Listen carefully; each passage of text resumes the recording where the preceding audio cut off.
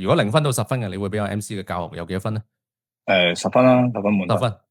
我係做體能教練嗰啲嘅，因為多人注重咗健康，咁所以就會響呢一行反而會多咗人真係願意學做運動，就會好啲生意。咁但嗯係有個致命傷，由疫情前去到疫情後，其實都冇變嘅，就係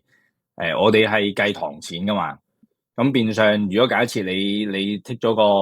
vacation 咁樣去個旅行，其實嗰度就會冇咗堂錢咯。二嚟，始終你又要跟翻啲學生進度噶嘛，咁你都唔啱啱啱可以放得太耐咁樣。啊平時我之前都有了解過另外一啲